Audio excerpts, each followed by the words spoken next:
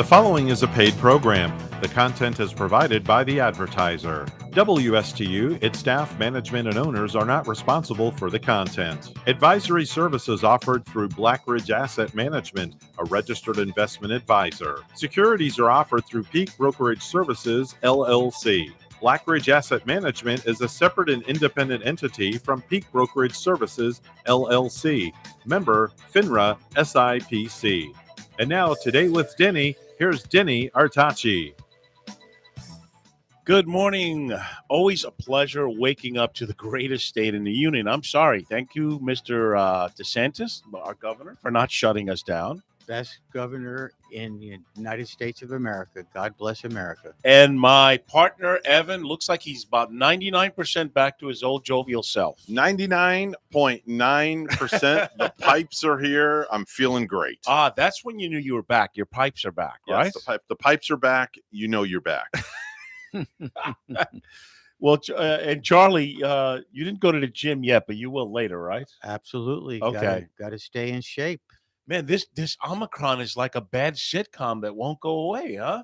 I mean, the cases are just but the good news is it's not as lethal as the other strands. They've renamed it. It's called Fluicrom now. Is that what They it's have called? that's all over the place right now. Okay. Yeah. So Yeah. and then the CDC has also shortened the 10 days to 5 days. Absolutely, because that works better for them. I wish they would have told me, because I spent Christmas alone 10 because days, I isolated myself for 10 days and I'm fully vaccinated. I did everything I was supposed to do. How about that poor lady in the airplane restroom? What happened? For 3 hours. You didn't hear about that? No. What happened to Lady her? gets on the plane. Okay. She self-tests herself on the plane And? because she started coughing. Oh, my God. Test came out positive. Oh my She God. goes in the bathroom, quarantines in the bathroom for 3 hours, told the flight attendant. She stayed in there, and then when she got off the plane, they gave her all these accolades and gifts and things like that. And Gifts? she literally, there's video of her on Why? TikTok. Because she isolated herself? Yes, because she didn't want to get anybody sick. I can imagine it's a false positive. Did she really test herself? Yes. Was she just self-promoting No, herself? she started coughing on Really? the plane, and she tested And herself. she happened to have an at-home test kit Just with her. happened so happened to have one. Yeah. I At don't home. know about And that. she wasn't even at home. No. Did she go? Did she go viral? Yeah, the video's going Oh viral my God! all over the This place. is a setup. I'm telling you. Yeah. I bet you're going to see her on Good Morning America or something. She will, right? Yeah. She'll get the Presidential Medal Award. The Medal of Honor from our POTUS, Yeah, our POTUS, he's not really winning any popularity polls lately. I call him the Wizard of Delaware. I keep saying, who would want that job? It's a thankless job. You could do all the things right, and people are still gonna. Evans, he's playing the video of her. Oh my goodness! So her name is Linda Klinkata. Is that right? Kincaid. Okay, I can't read that far. All right. Well, God bless you. You are now a star. I'm going to see you on the circuits and everything. You better Folks, believe it. Be careful. But look, here's the thing. This whole pandemic, we're not getting rid of the virus. So let's get that off the table. I think hopefully that it's mutating to a less powerful strain. There's another strain coming out of France. Probably. We have to learn to live with it. It's called the Pantaloon strain. Oh, and what does that do? Well, when Desert Storm happened, my dad sat there and said, we try to get France involved, the French. We cannot get the French. We do not have the pantaloons. My dad was an officer under Ike, and he was. And that's how it went down. Yeah, World War II. Okay. He was a bigwig. So he didn't like the French. The frogs, he used to call them. I like the French. I had good tour duty when I was in the Army, so I feel bad. Thank you for your service, I Charlie. like French food, You're a Vietnam veteran, decorator. You came back. Well, God bless America, folks. You kind of have your sanity, not quite, but you sort of. Right? I'm very physically healthy. I know. Mentally, you're like 74 and you're ripped. Come saw, yeah. Okay. I try to stay in shape. I used to run health clubs after I taught school, ran health clubs, etc. Well, folks, things are going well for me. I'm feeling great. I was at the gym at 5:15 this morning. I really firmly believe for 2022 and for all of us out there, eat better, exercise, turn off the TV, try not to watch the news for 4, 5, 6, 7, 8 hours a day. There's nothing new that's going to come out in the second or third hour. It's just going to be rehashed. Now, what I can say that my company's doing well, Artachi Financial. The podcast seems to be doing well. In fact, I'll be podcasting this as well. If you're listening out there, it's the Denny Artachi Show. I have a YouTube channel now. I put the podcast out once a week. It's on Spotify. It's on Amazon, iHeart, and Pandora. I think those are the four majors that's all I need right there. And I like about doing the podcast is I can do it from different hours. It's been really difficult to find someone to meet me in Stewart here at 9 o'clock in the morning, where I can open up my studio at my office and interview other people. I really enjoyed this medium. I remember the first show I did with Evan, and it's been special because, he's been part of this, and Evan's been doing radio. God, how many years you been doing radio? Since I'm 18 and I'm 61, so that's 40, 43, God. 43 years. I think he was about 90 pounds when he started. Oh, would you stop it already? There Busting you go my again. chops. Or as He you would say, does. busting my stones. Exactly, right. Yeah. But he's a great guy. I like Evan. And Yeah. Bonnie. He is a Bonnie great guy. good. I mean, They took the peanut butter cookies, though. they did? I'll never forgive them for that. That's right. Taryn Krista brought us cookies. She hooked us up. Listen, man, you've made this really special, and it's so funny because your background, I still love the fact that you used to be an announcer for the WWE, Yeah. and you did that for 8 years. I did that from 88 through 93, 94. Was The Rock on top at that time? No, he wasn't even known back then. He wasn't. He was Who- just like a fetus. So who was on top? Bob then- Backlund. No, it was after Bob Backlund. Back then, the guys that were popular were Greg the Hammer Valentine, the Immortal Hulk Hogan, the Honky Tonk Man, the Ultimate Warrior, Bret the Hitman Hart, Jim the Anvil Neidhart, Jimmy Hart. Just the list goes on. and on. Did they have female wrestlers back Yes. then? Oh, They yeah. did. So Yeah, they they were did. they were already not as going. much as it is now. But they had dwarfs, too, didn't they, at one time? They actually had Midget midget. They did wrestling? have midget Midget wrestling. wrestling. Really? Yeah. Okay. When I was Yeah. a little kid. One I guy used was to called watch Half wrestling. Pint. Seriously. Yeah. Well, They're vicious, too. They were that vicious. whole industry is. I mean, Vince McMahon became a billionaire Yeah. because of it. So it's sports entertainment. So much money in wrestling. What do you Mhm. think? What do you think the market share is on that? Oh, it's ridiculous. And they're like rock stars, right? Yeah. They fill up arenas Oh, and yeah. they go there, and you have to. I know it's semi fake, but you have to be in shape to do this. Well, here's the can't- thing. They don't like in the wrestling world, they don't like people to use the terminology It's fake. Fake, right. It's Yeah. an exhibition. It's sports entertainment. They're there to entertain you. These guys are athletes. They're entertainers. Absolutely. They're trained entertainers. Absolutely. Yeah. The that's the true. padding on the mat is only this thick. I'll tell you right now.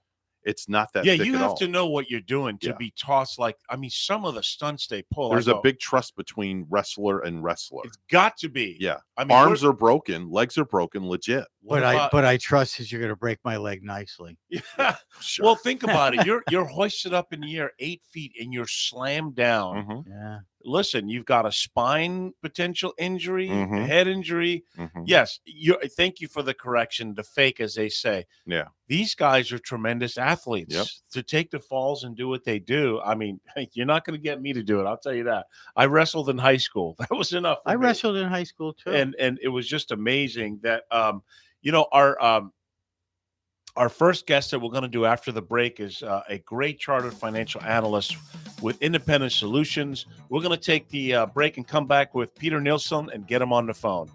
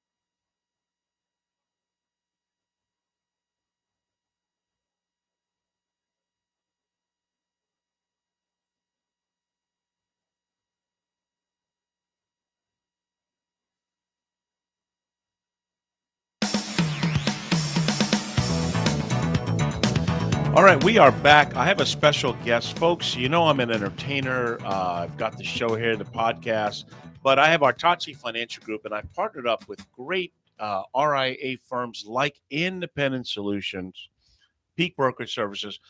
Peter Nielsen has recently joined the Wealth Management Independent Solutions, but let me tell you, he's definitely not a rookie. He's a very smart fellow. When he speaks, I listen. He's worked in the finance industry for 30 years. He had many institutional investors ranging from pension and mutual funds. He does custom portfolios. He's also good friends with Paul Meeks, which I love, Paul. And he has a few portfolios that I want him to talk about. He has a momentum portfolio. You may call him a contrarian, and I want him to talk about what he thinks is going on in the market. Now, he is a chartered financial analyst. He has his Master of Business Administration from Simon Fraser University, a Bachelor of Business Administration from Trinity Western. He sits on the board of the Chartered Financial Analyst Society of South Carolina. And, man, this guy doesn't have a lot of free time. He's an adjunct professor at Anderson University. So, Peter, are you on the line? I am, yeah. Awesome. So, this market still just baffles me, and that's all right. I love to talk to someone like you. Now, Charlie, my guest here, he's been investing a long time himself.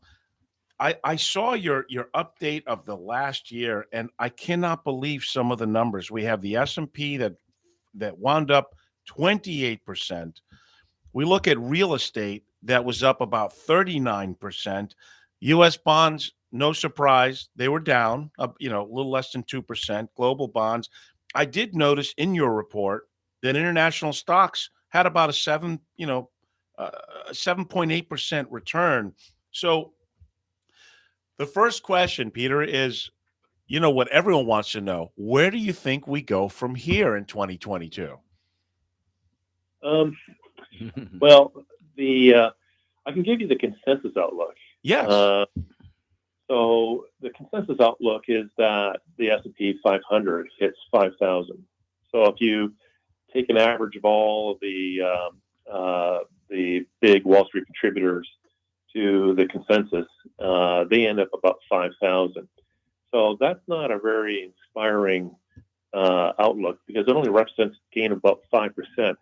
Now you add in the dividend, you get about a 6.5% return. So, it's not very inspiring. But there is an old Wall Street saying that goes, trees don't grow to the sky. And I think that's pretty apropos. In the last 3 years, we've seen the S&P 500 rise 29% in 2019, 16% in 2020, and 27% last year, 28 and change with the dividend, as you quoted. So, we can't, it's unreasonable to expect fat double-digit returns every year from the stock market. So I think investors have to temper their expectations for 2022. That's exactly. See, they've gotten spoiled, and they think the last 3 years is reality. When, if you go back 2021, let's go back to the year 2000. We're talking about 5.5% annualized returns. That's factoring in the 2008, all the ups and, the manic depressive swings. I've always, believe me, I'm a lackey layman compared to you, because you are very cerebral, my friend. But I've always thought somewhere between 6 and 8% sustainable over time is more reality. But in the last 3 years, yes, if you can't make people 20% going forward, they don't want to hear what you have to say. But Peter, don't you think inflation is rearing its ugly head in a direction that we don't need right now? Oh, yeah, absolutely it is. I think inflation has surprised everybody. And the recent Fed minutes said as much. They said in their minutes inflation was higher than most participants expected on the Federal Reserve Board. You saw that last year with Goldman Sachs. At the beginning of the year, Goldman Sachs forecast inflation to be about 2.5%. Well, by the end of the year, they increased their inflation forecast to 6.8% and so forth. So they're these are unusual times we live in, and I think that statistic more than anything is telling you about that. And it's going to be more persistent. We had just this morning an announcement from a grocery chain out of the United Kingdom saying that they're going to increase the prices of their goods 5% across the board. Mm-hmm. Well, here's the thing. I know they're telling us that inflation's around 6.5%. I got to tell you, I don't buy that. You know why? Autos are up 35%. Real estate is up almost 40%. The cost of lumber, the grocery store. I'm sorry, but they're reporting 6.5%. I don't believe that. And here's the other thing. We don't know what the Fed's going to do in monetary policy. I mean, how much longer can they keep interest rates so artificially low? Well, they're not. The Chicago Mercantile Exchange, they have a nice table that they provide the implied probabilities from swap contracts, Fed funds swap contracts. So you can see the market's estimate of where Fed funds is going by the swap contracts and how they're priced. And if you look out to say, May this year, the market is forecasting an 84%, probability of an increase in the Fed funds rate.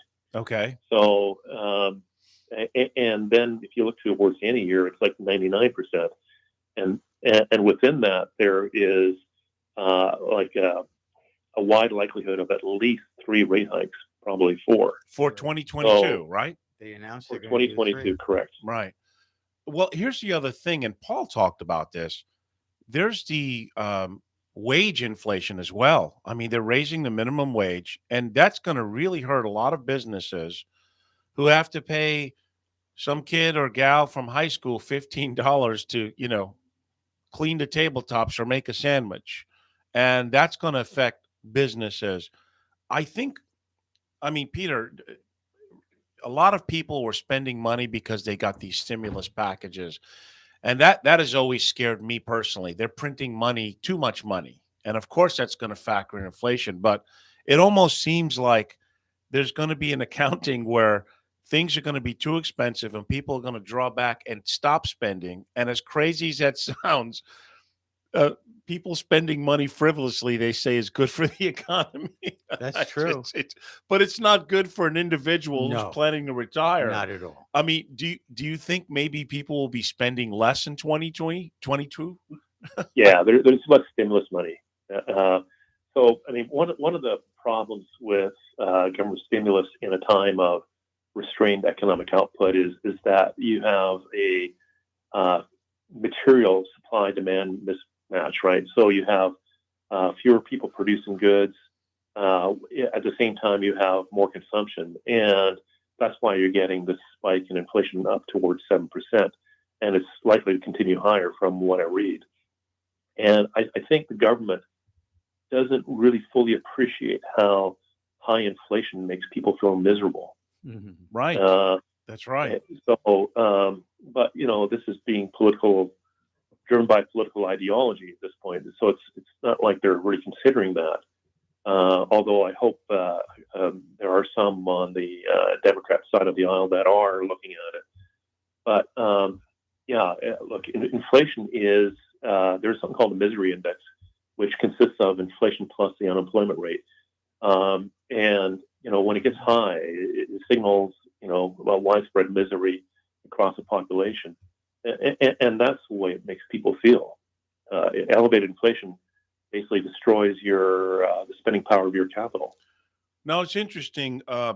As I was reading your report, you noticed that even last year, a lot of money was moving into defensive sectors like utilities, healthcare, real estate, and cyclical materials and industrials, which that makes sense to me. If the price of goods are going up, materials, industrials will do well.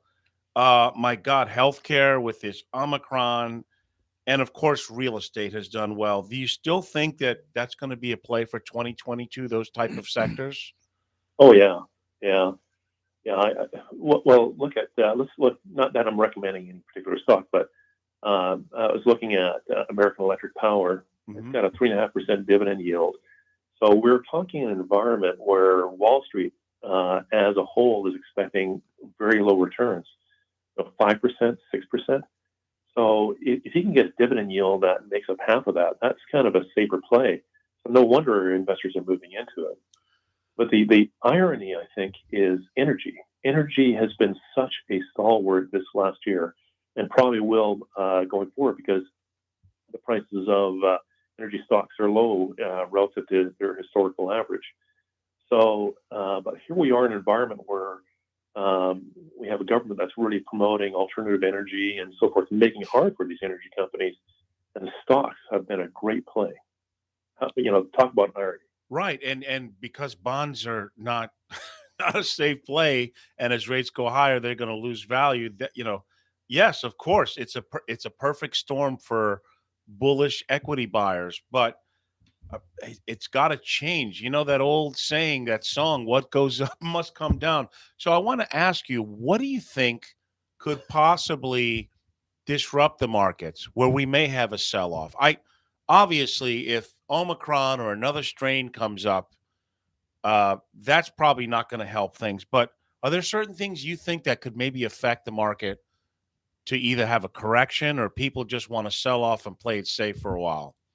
Yeah. So like we saw in 2018, the market, in my opinion, has become increasingly interest rate sensitive. So this is going to be a little bit of an arcane way to put it, but a lot of the growth stocks have what they call a high duration sensitivity. So they are almost like akin to a 30-year bond. So a 30-year Treasury bond will see the biggest price movement when rates increase. So it'll fall the most in price when rates increase, 30-year rates increase. And so a lot of these growth stocks, like high growth stocks in particular, they're kind of akin to that. And so that's why we saw Salesforce, for instance, fall 8%. Meta, or Facebook, as it was once called, it fell 4% yesterday. So when the Fed minutes got released and it became apparent that they're going to be more aggressive as far as interest rate policy, these stocks got hit the worst. And I think they're vulnerable. Now, there's a reason they got so big, and that is they do offer pretty fantastic sales and earnings growth.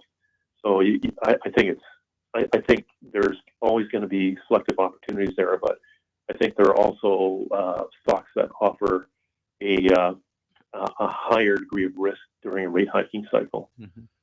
That's kind of a guessing game, huh? Which is going to do better, value or growth in 2022? Well, yeah. So the issue, like the way value and growth is framed, is perhaps a little misleading. So we have our CIO, Dan Neiman. He runs a value fund, and he looks at value a lot differently. So if you look at a value index, it's heavy in energy, it's heavy in basic materials, and cyclical stocks. Sure. And what we've seen over the last decade is margins for miners, chemical companies, exploration production companies, and so forth. They've been under pressure for about 10 years. So there's good fundamental reasons, perhaps, why value is underperformed. But they're the ones that kind of fall into that Russell 1000 value index. Mm-hmm. So when Dan looks at value, he looks at it a little differently. He thinks, look, for the amount of money I'm paying, does the growth I'm getting make sense? There you go. So he looks at it a little differently. He doesn't look at it through the lens of, say, the Russell 1000 value index. And so he's not a closet benchmarker. He's actually actively looking for good value plays. There you go. Interesting. Well, I do know that you're partnering up with Paul. I think you all have an equity income portfolio where you're looking for stocks that are paying nice dividends and may be undervalued. Is that not correct in that portfolio? That is correct. Yes. Mm-hmm. Yeah. So, I mean, look, if they're already yielding 3% and they have an upside of 5 to 7, that's a pretty good play, because it's almost non-correlated with the growth sector, technology, all the high flyers. But I want you to talk about two other portfolios because one of them is the momentum portfolio, which I know everyone's excited that you're bringing your expertise in that. How would you describe your momentum portfolio for those wanting something different out there? Yeah. So one of the things we're seeing is we have an environment where real yields. So right now, the real yield on the 10-year Treasury is negative 5.3%.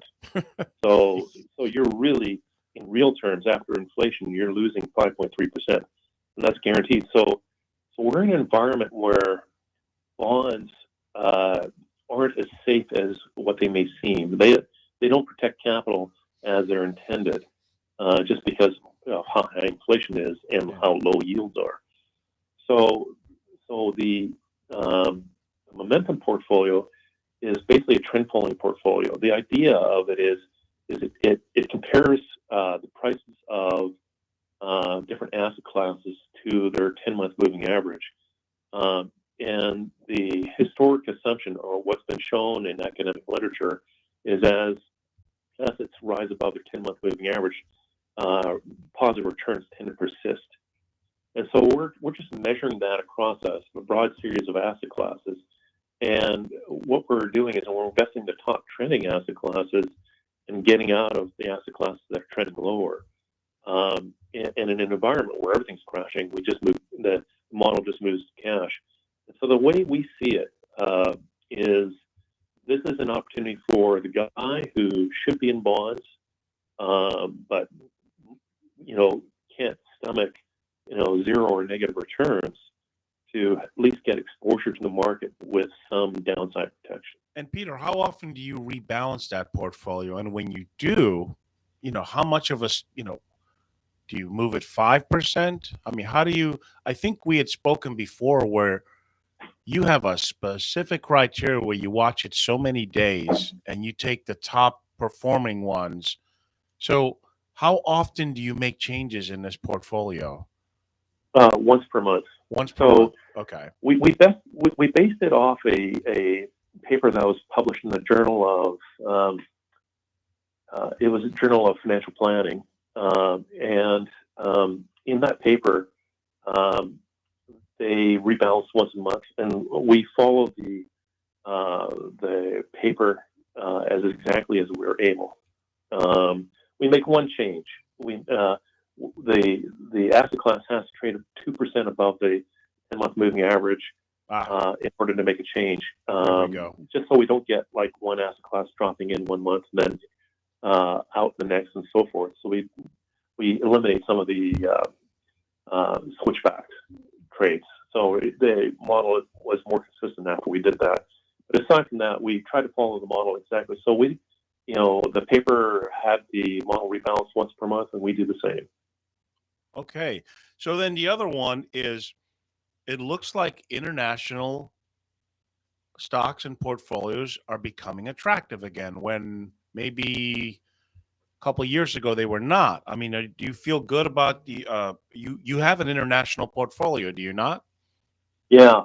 So one of the things about international stocks is that people don't realize is when you look at the outlook for every major investment management firm around the world, their outlook for U.S. stocks is pretty low, and their outlook this is a 10-year outlook. The 10-year outlook for national stocks is much higher than U.S. stocks by at least 50%. Wow. So Morningstar, for instance, their 10-year outlook for U.S. stocks is almost zero. Wow. Holy Lord. Really? I mean, yes. Even though it's done what it's done the last 3 years, they're looking at it. Well, they're looking at valuations. They obviously feel that stocks are way overvalued at this point. If they're thinking 10 years, it'll be flat or negative, but they think differently of the international equities. Yeah. So okay. What we did at Independent Solutions, we tabulated all the 10-year outlooks, and then we took the median. And the median outlook for average annual return expectation for U.S. stocks is about 4.5%. For international developed markets, it's about 6. For emerging market stocks, it's about 7. So, it's funny. People are listening to these numbers going, that's terrible. But that's reality. That's reality. And folks, I'm so lucky to be partnered with Independent Solutions, because for my clients, we can actually get a Mr. Meeks or Mr. Nielsen on the phone to do a custom portfolio. The number to Artachi Financial Group is 561-537-5897. That's 561-537-5897. Why this is so important is because even though I'm not allergic to annuities or insurance products, they're just tools. Most people want to stay liquid and have it professionally managed by people like Peter Nielsen and Paul Meeks, who are in this. I mean, geez, you've been doing this a long time. Does anything surprise you anymore, Peter, in this world of the stock market? Oh yeah, there's always surprises. I think last year, I don't know if you remember, but last year about this time, maybe late January, we had that whole swarm trade surrounding GameStop and AMC and so forth. Yeah. And the use of social media to affect that was a big surprise. Well, came out of left field. Here's the other thing. A lot of people are looking at cryptocurrencies going, hey, why don't you find me the next Bitcoin? And it's not quite regulated, but it's not going away because banks are custodians for it. They're making ETFs. So, but that's talk about risk, huh? I mean, that crypto stuff, you can go to the moon like Ralph Cramden would say, or you can drop. I mean, what do you have an opinion on cryptocurrencies? I'm not an advocate for cryptocurrencies in investment portfolios. Right. Yeah. Because I would say the problem is with crypto is that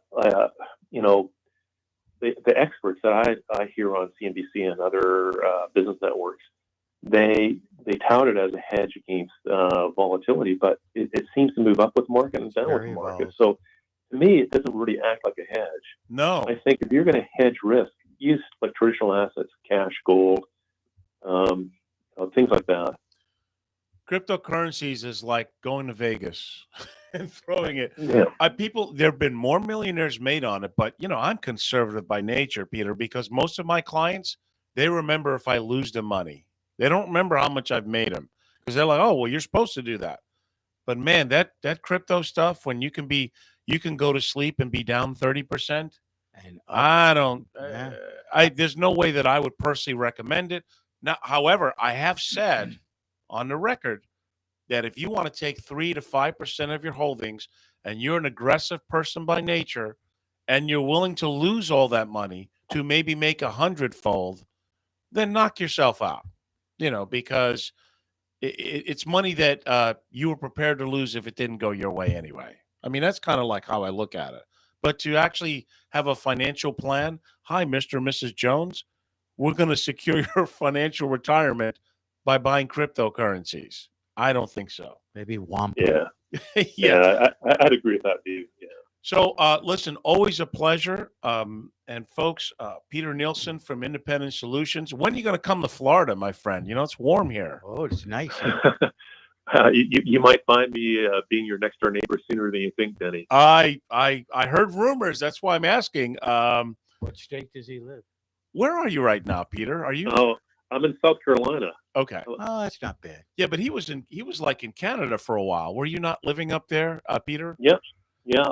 So I was born in Denmark. My family moved to Vancouver Beach, British Columbia when I was a kid. Okay. And then, I got recruited I worked for a pension fund up there, and then I got recruited by a mutual fund company in Washington State, where I worked for over a decade. And then from there, I ended up moving to South Carolina. Well, I'll tell you, as soon as I think Independent Solutions can't get any better, they get a guy like you on the team, and it does get better. I appreciate it. My clients appreciate it. And I'm looking forward to, doing more business and getting to know you better. Thanks for being a great guest, and thanks for giving us your opinion. We're going to take our next break. And thank you so much. Peter Nilsson from Independent Solutions, ladies and gentlemen. Bye-bye.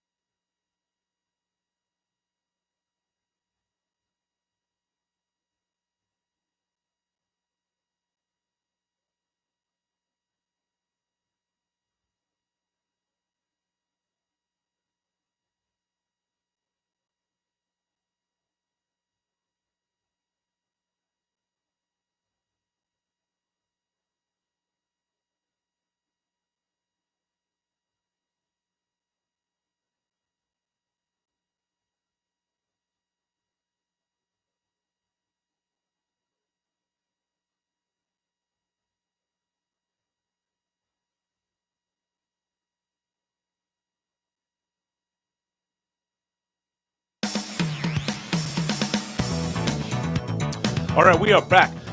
I'm a huge football fan, and I've got to tell you, this has been a great football year because there's not one. Well, maybe Green Bay. There could be the argument made for Green Bay, but there's not really one team that you're like, yeah, they're going to steamroll everybody. I have to talk about the crazy thing with Antonio Brown. I don't. Oh, I'm not sure if it's mental illness. If it is mental illness, I hope he gets help.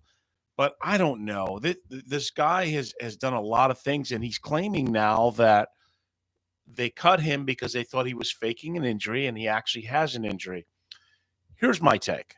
Maybe if that's what really happened, I still think he could have handled it a lot better. Oh yeah. Than taking his clothes off. Many kids and people look up to you when you're an athlete, and he's a great player. He's one of the best receivers in the last 10 years that we've seen. I hope he gets it together. It was a sad thing to see on national TV. I mean, they almost the security people thought there was a fan that ran in from the audience. Let me tell you though, it's like we both been in the military. Yes, it's like leaving your team in the middle of the game. Well, the combat situation, whatever. I also heard he was asked to go in several times, and he refused to go in the game. Yeah. So, well, I don't look, know. It's all about him. He's a show off. But if it is mental illness, I hope he gets to help because man, he's going to look back normal, on that. Danny? Did it look normal? No, he didn't. No, well, there you go. No, he didn't look. He looked like a congressman. Oops, did I say that? No, I mean, if it walks like a duck and it waddles like a duck, and it's a duck. But it's hard to say. I mean, you have any predictions on who's going to make it to the Super Bowl? You know who I'm hoping? Who are you hoping for? You know who I'm hoping? Who? The Bucks. I'm hoping. Okay, you want Brady. Yeah. How about you, Evan? What do you think? No skin in the football game. Are you a football fan? I hope the Mets make it to the Super Bowl. I do remember the Miracle Mets, the 64. I was there. Something. I was there. Yeah. I'm 58 years old. Yeah. I went and saw the last two games in 69. Oh, man. I couldn't believe I was living in told you I Brooklyn. sat next to the dugout with my dad. My dad was You were there too, right? My dad was the president of Ballantine Beer and Rheingold back in the day. Oh, so we sat right next to the dugout when that third out was made. Man, why can't they bring back those beers? Yeah, Rheingold. Rheingold, that was the stuff. That's the New York beer. I forget what they. I thought about it. It's interesting. I'm the last part of the baby boomers. I mean, 63, 64 is when it started in 45, I think, right? From World War II. So our generation is going to be the largest population pretty soon. And of course, vote for sanity, folks. Please, please. How do you know what is sane? I mean, well, not what we're seeing now. That's insane. See, here's the problem, and Evan and I have never really gotten into politics deeply here because what happens is common sense has gone out the window. And if someone disagree, or if they disagree with your point of view, they immediately get angry and crazy when I think half the time people are just questioning whether something is right, and it makes common sense. Whatever happened to that? Why can't people agree to disagree and learn something? If someone has a different point of view than I do, I'd like to hear it. Yeah, I've I I've agree. invited both sides to come on the show. You know, the only ones who've taken me up? The Republican conservatives. I haven't had any Democratic, liberal-minded people take me up on my offer. I want to hear their point of view. I will say that I'm becoming more of a libertarian. I want less government in I my life. I switched to I libertarian don't want flat him out. telling me what to do or Yeah, being in yeah. charge of a lot of things for me. But We need common sense government, period. my whole point is we really don't know what we read and see anymore. I mean, there's so many narratives out there. And I always just said, folks, there's very few things that we can change. All we can do is vote, hope that it counts. But at the end of the day, I'm too busy with my company and clients to be protesting at a bridge somewhere with a sign. No, but you got to vote, like you said. I do it. Yeah, Yes, you should vote. everybody should vote. Everyone has to vote. Register to vote. But at the same time, a lot of the moving parts we can do nothing about. It's kind of like, you know, presidents don't really move the economy like many people think. It's where the Fed funds rate are. There's so many moving parts, and the presidents come and go. Congress and the Senate, well, they're there for a long time. But when we rolled back the regulations, because some of them are insane. It does take Yeah. away business from the country. So Yes. we saw growth, and we're sitting on a ton of oil. So why kill the goose before we have a new goose? Well, In other words, we're not ready for electric yet. well, yeah. You We're- know, it's coming. remember the I hope I'm there was a gone. big pileup, I think, 2 days ago, and someone was stating, you know, if those were electric cars out there, Oh, they would have wow. been dead meat. Yeah, yeah. Where was that state where they had the I snowstorm? think it's Virginia. Right, and even one of the senators took Yeah. him about 23 hours. That was the guy that ran under Hillary's VP dude. Yes, Yeah, that he took person. about 23 hours to get to his Good. office. Good. And good guy. I know you're not a big fan of his. Oh my God. You know, for 2022, I think we should all watch less TV, right? Work on ourselves. I don't watch any. I watch maybe 1%. Well, I have to watch the financials and certain things, but I Yeah. do limit it. But I think we should eat better, exercise, try not to pay so much attention to these two parallel universes that are trying to coexist, the right versus the left. So What we need is Team America. I believe that. See, Yep. most veterans feel that way. And the Most- other thing, and I've said this to you off air, that we have to work together. You know, whether you're a Democrat or Republican, we should all work as a team I agree. to move the ball forward, move the chain, like the football thing, move the chain. I would like them to do more of that, Yeah. and I'm hoping 2022 we'll see more of that. But I don't know. Again, that's about as political as I want to get on Nah, this that's topic. about it. But you know, I'm feeling good. I got over this darn thing that is still affecting so many, but I don't know what the latest statistics were the last couple of days on the virus. I remember when it first came out and they were talking about in Africa, and we just didn't know enough about it, and it came so fast.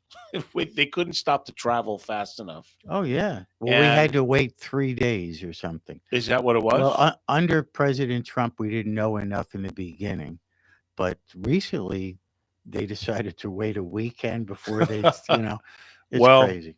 Yeah. Well, you know, again, I look forward to the day when we can go, hey, remember when we had to deal with the pandemic and it's gone? I feel so bad for a lot of kids that I think Chicago just closed the Lori schools. Lightfoot, yeah, it's the unions fighting it. 'cause Okay, so she told them, let's go back to school. The unions are saying, we so don't they want did to. they did close it down. Obviously, look, Governor DeSantis has not closed Florida. He never has. He never believed in the lockdowns. It's interesting because a lot of the places that had this most severest lockdowns and the highest vaccination rates also had the highest infection rates. Almost like you can't really stop this thing. You just have to be smart about it. They have monoclonal antibodies and different treatments available now, thank goodness. But the Fed is stopping the Governor DeSantis is asking to buy more monoclonal antibodies. Oh, is that right? The Feds are holding it back, which is crazy. I don't understand. Who knows? Who and knows? Again, it's nothing that we can control. We Who can knows control a lot of things. when we wake up every day, what kind of day we're going to have. And I do believe if you're invested in the market, and most of you are, you should look at what you're doing. You should rebalance your portfolio. You should get with a professional who can help charter your retirement plans, because when things change, they can happen quickly. And if you're not prepared, then you're stuck.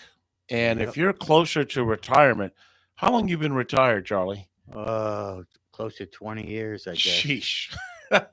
Me and Evan are never going to retire. I don't think so. Well, you still think you'll be doing DJ stuff? Really? Are you going to get someone to move the equipment for you? Nope, I'll be doing it all myself. Oh my God. Wouldn't that be great? You are a glutton for punishment. You know that, I love right? what I do. I enjoy entertaining. I know you love it, but the actual setting up of the equipment, that's gotta... It's not that hard because I've scaled down everything to just a small set of QSC K10.2s. And that's it? An interface, laptop, and I'm good to go. What do they call them now? WWF? It was WWE. What do they call them now? What's WWE? Was WWF. Okay, it is WWE now, right? Yes. What if they called you back and said, "Hey, man, we want you back"? No. How about to wrestle? Nope. Nope. Wouldn't go back. Why would he wrestle? I actually No way. just did an independent show at the Mid-Florida Event Center here in Port St. Lucie. Yeah, I heard about that. I ring announced a independent show just a few weeks ago. How was that? It was great. It was good to be back in the ring. Saw some of my old friends. Yeah, but the last thing you want to do is travel like you did, right? That's the thing. I don't want to travel. Yeah, No. yeah, that's it. I don't want to travel. So I was supposed to go to the International Blues Conference in a couple weeks. It's been postponed for because of Omicron. A lot of people. Fluicron. What is it called? Fluicron. Right, it's called Fluicron now. That's what they're calling it. I bet you there's going to be a band called Omicron. It's probably going to be Heavy children metal named band. Omicron. Yeah. Right, a heavy metal band with spandex and wigs. What do you think? Perfect. Charlie, you'd be perfect. Well, you are going to be meeting eventually a little kid. What's your name, little boy? Omicron. Yeah. And then Omicron Jr. Or Omicronita. And the first and the How second. about And the second? Omicronita Right? Oh, for my a little God. girl? But so Omicronita. I'm hoping, look, a lot of people, they made the right choice because apparently Memphis is really got the virus hitting bad there. And there's talk that they'll do it in April, May. I'm looking forward to it because I won the local competition. I'll be competing with 230 acts from 18 countries doing original blues music. And that part of music I love, and it's fun. I'm taking a break from traveling around with a PA and setting it up and playing for 4 hours. I'm an old man. Take a break, brother. Take a break. Because you're playing weekends. I have my business.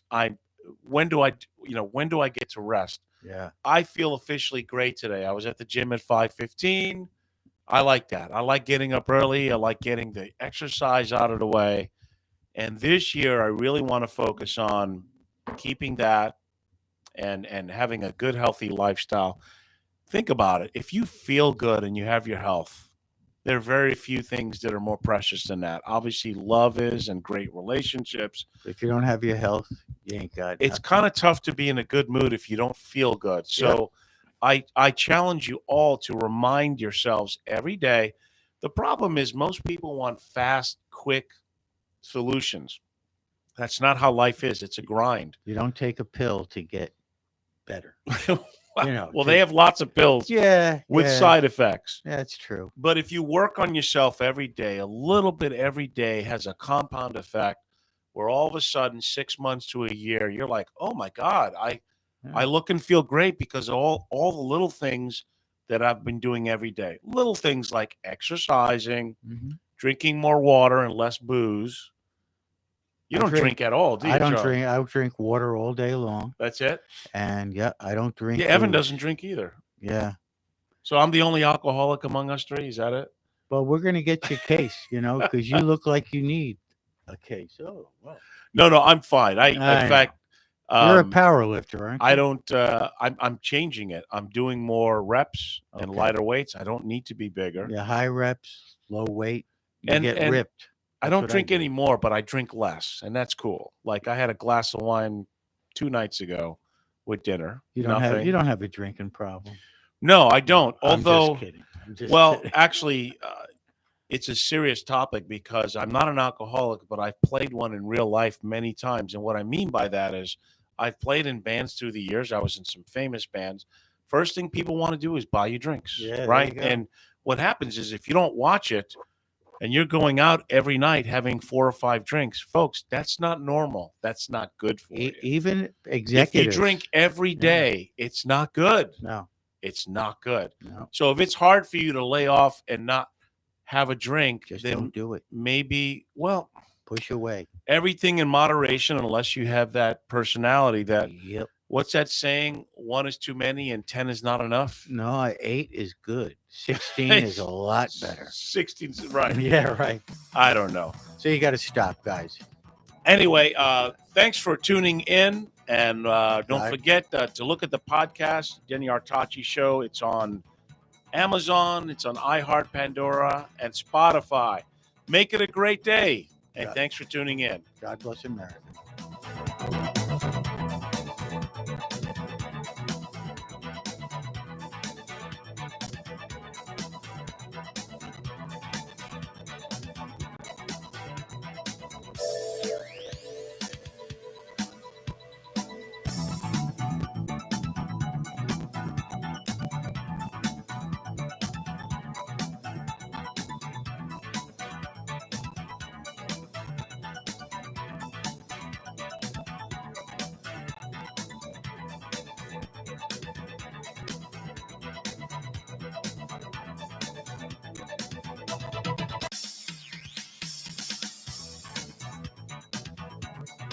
The preceding was a paid program. The content is provided by the advertiser. WSTU, its staff, management, and owners are not responsible for the content. Advisory services offered through Blackridge Asset Management, a registered investment advisor. Securities are offered through Peak Brokerage Services, LLC. Blackridge Asset Management is a separate and independent entity from Peak Brokerage Services, LLC. Member, FINRA, SIPC.